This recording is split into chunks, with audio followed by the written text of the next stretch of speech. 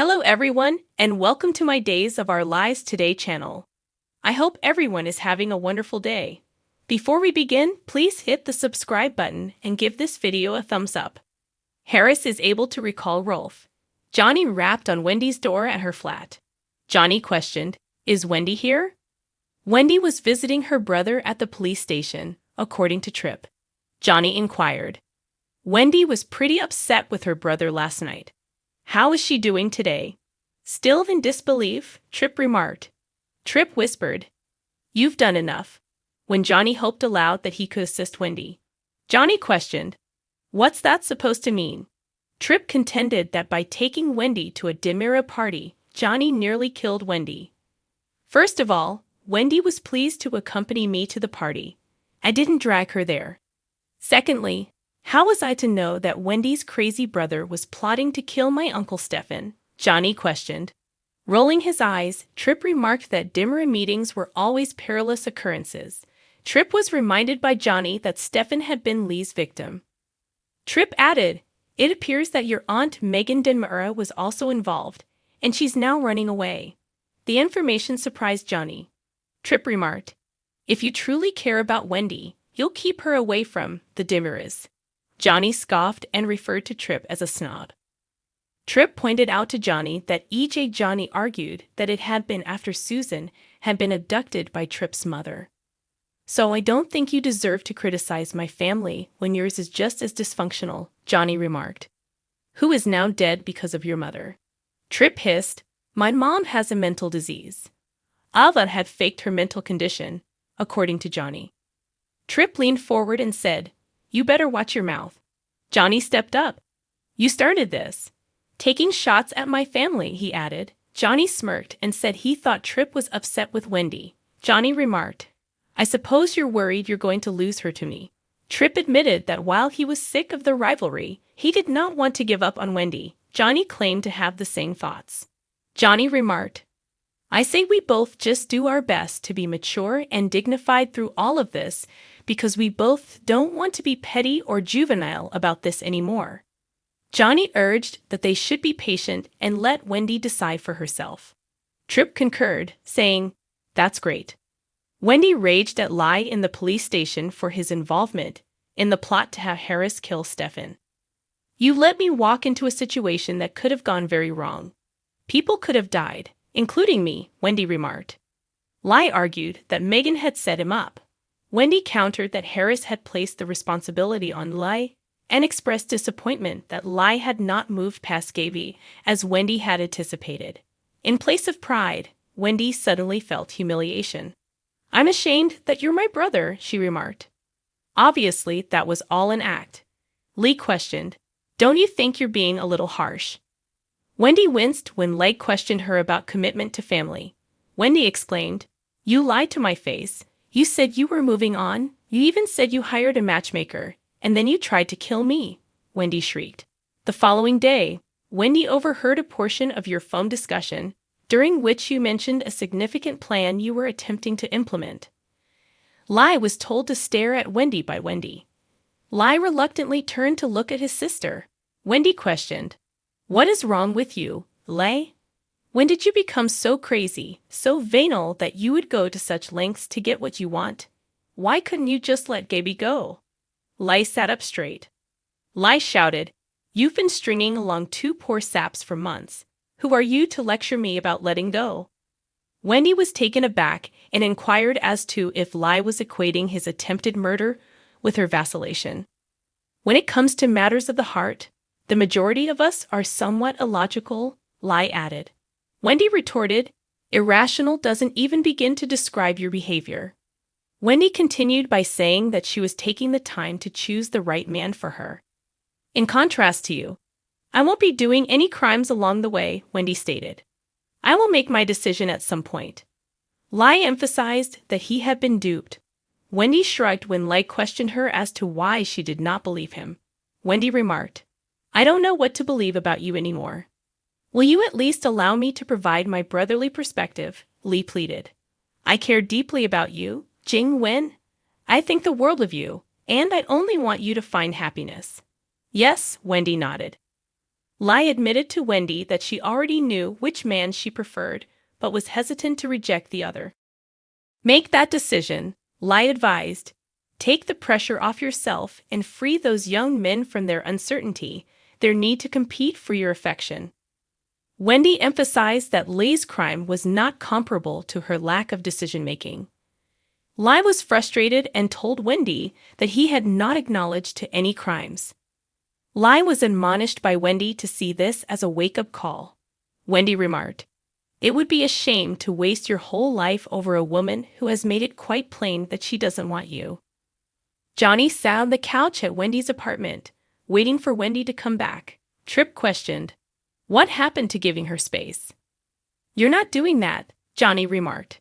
Tripp mentioned his residence with Wendy. It was seen an unfair advantage by Johnny. "Being an adult doesn't entail allowing you to enter this space anytime you please," Tripp stated. Tripp suggested that Johnny meet Wendy in a neutral location. Johnny mentioned the mansion's own chef. Tripp remarked, "Wendy cares about things like character and intelligence. She isn't shallow like you are." John chuckled. "Now since you're claiming to be brighter than me and to have more character," Johnny responded, "guess what? That is bull." Tripp instructed Johnny to go. Tripp remarked, "I truly believed we could move past this entire petty nonsense. But obviously I was wrong." Johnny resisted going. Wendy arrived home as Tripp tried to push Johnny out the door. Wendy inquired, "What is going on?" To check on Wendy, according to Johnny, he was there. Tripp remarked, "Johnny and I decided to be mature about this and not petty and annoying and juvenile before you got here. But clearly he's incapable. It's time to stop it," Wendy remarked. "I don't blame either of you for hating this. My stringing you both along." Although Wendy liked both Johnny and Tripp, she informed them that dating both of them would be unfair. Johnny asked, "Who is it going to be?" Wendy inhaled deeply. "This kind of deprogramming takes time. You've got to be patient with the process and with yourself," Marlena urged Harris in the hospital. "I'm frustrated. We've been working at this for hours. Doesn't seem like we're making any progress." Harris acknowledged that he continued to feel compelled to murder Stefan. Harris said, "Thanks to Megan, I've been in this situation before, but the last time, the ISA used ECT to deprogram me and it worked. So why don't we just try that again? Because your programming wasn't as deeply established as it formerly was," Marlena said. "I don't think we need to do anything that risky. I think that we can try something else, another resort." Harris pleaded with Marlena to think twice. "You will need to have faith in me," Marlena remarked. Harris was once more placed under hypnosis by Marlena, who then prompted him to recall being abducted by Megan. Harris mumbled, "I'm in a lab." Harris was tasked by Marlena to survey the space and inform her of what she found. Marlena inquired, "Is there anyone else in the room with you?" Marlena was informed by Harris that there were murmured voices in the hallway. Harris said, "Wait, someone is coming." Marlena inquired, "Who is it?" "It's Lee," Harris affirmed. Harris said that Stefan was to be killed during Gabby's engagement party per Lee's instructions. Lai had given Harris the thought to kill Stefan, Marlena revealed to Harris. Marlena remarked, "And you didn't want to do it." Harris was urged by Marlena to ignore Lee's voice in his head. "This time, you are an observer and not a participant, so let's go over it again," Marlena remarked. Harris recalled seeing Rolf enter the space and giving Harris the command to murder Stefan. "Furthermore, you would think Lee Shin, not me or Megan, gave you the orders," Rolf had added. Rolf and Megan had framed Lee, Harris told Marlena. Marlena questioned, "Now that you've remembered all that, how do you feel when you see Stefan Demira?" Marlena displayed a photo of Stefan. After a brief pause, Harris claimed he felt nothing. Harris remarked, "The desire or urge to kill him is gone. Dr. Evans, I think you accomplished it." Gabby told Rafe that she was okay as she continued down the corridor. Gabby exclaimed, "I can't believe that Dr. Rolf jumped me." Gabby denied Rafe's request to stay with him while Megan and Rolf were at large. As Stefan stepped out of the elevator, Gabby stated, "I just want to be home in the loving arms of my loving fiancé." Stefan yelled at him, "What the heck is wrong with you? You lied to my face and claimed you weren't going to approach Megan." "Stefan, I understand that you're unhappy right now, and I agree with you that what Gabby did was careless and foolish, but the most important thing is that she's okay," Rafe stated. Gabby was reminded by Stefan that she had agreed not to take any more chances. Stefan shouted in anger, "How do you not realize that you could have killed yourself?" Gabby responded, "I'm not going to sit here and get scolded like a little girl who didn't eat her vegetables. I'm going home." "That's good, unless that's one of your falsehoods," Stefan exclaimed. Stefan was shouted at by Gabby, who then rushed off. Trask found it infuriating that Sean was the only police officer present on the docks. Trask questioned, "Who is in charge down here?" Sean said, "That would be me, obviously. Is there a problem?" Trask demanded to know why the dive team was preparing to leave by packing up their equipment. Trask sniffed as Sean moved near to her and said, "I called off the hunt since Megan and Rolf were far gone." Trask asked, "Do I smell alcohol on your breath?" Sean played the fool. Sean was questioned by Trask about a bottle that she had seen on the docks. Someone had left it there for the memorial, Sean stumbled. Trask questioned Sean about whether his prints would be on the bottle out of suspicion. "There won't be any of my prints there," Sean assured. Trask responded, "I guess we'll just have to wait and see." Trask was advised by Sean to devote more of her time to finding Megan than to looking for an empty booze bottle. Trask mused, "Perhaps I'll just take this down to the police lab and see if this is yours." Sean commanded Trask to turn around as she was about to go. Sean said, "Okay, it's mine. Are you happy now?" Trask retorted, "Why the hell would I be happy about a police officer drinking on the job?" Sean asserted that his current responsibility as a detective was to wait for the divers to report to him. "It's not like I'm being pursued at breakneck speed," Sean argued. "You are an on-duty police officer. You are carrying a pistol, and you can't have your judgment compromised," Trask insisted. "Of course it's a big deal." Trask was asked by Sean if he appeared to be impaired. Trask questioned, "It does. Why else would you prematurely call off a search for a dangerous psychopath and her evil sidekick?" Despite his desperation to find Megan, Sean contended that there was no chance she was nearby.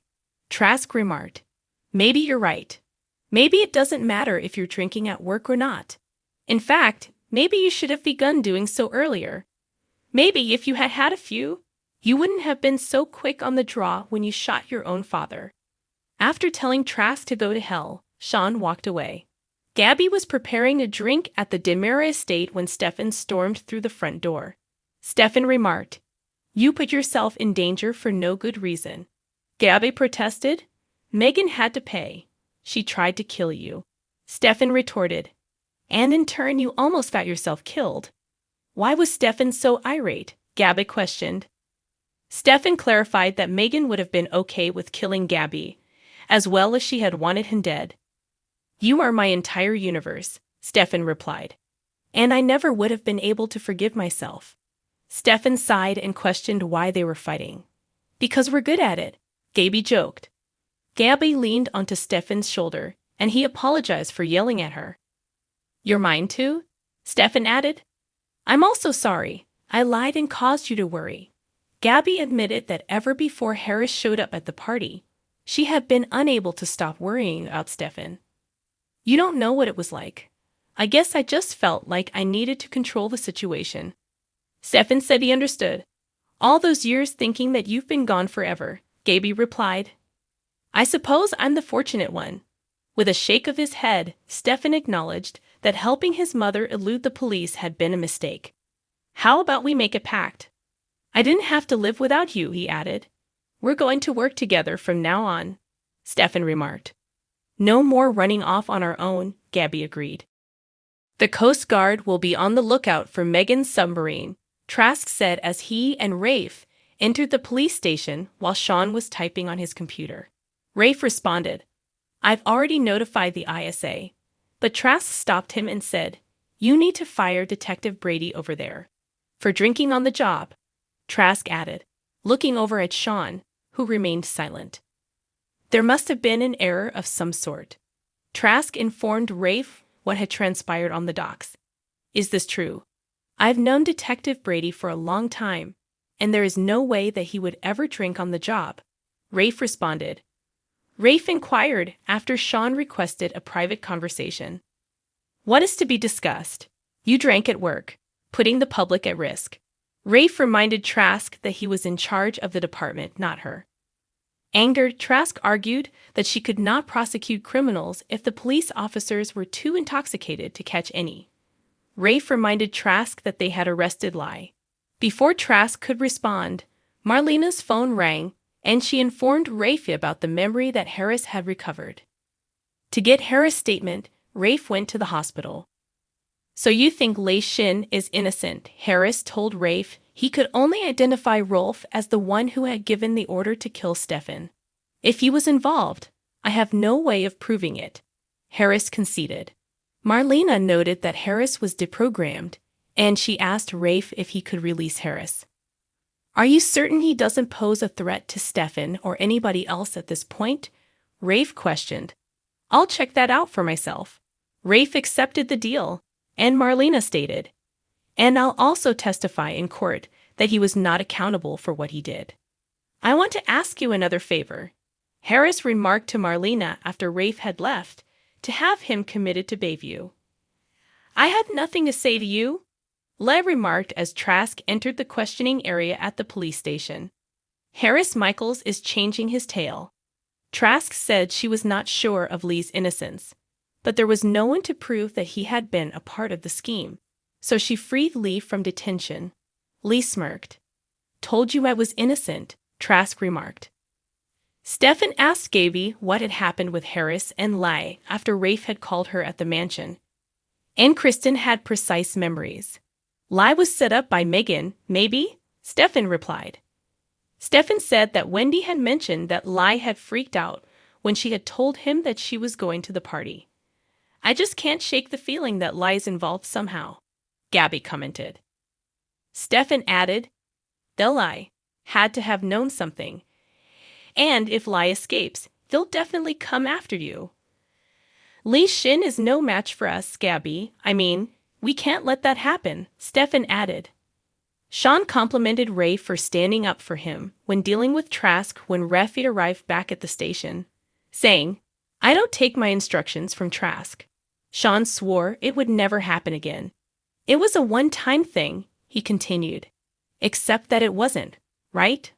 I can't ignore the fact that you have been drinking on the job. Rafe noticed Sean's work had slipped, and he questioned. I'm trying to be understanding with you because I understand that you're angry about your father. Rafe informed Sean that he was suspended, but added, I can't look the other way any longer.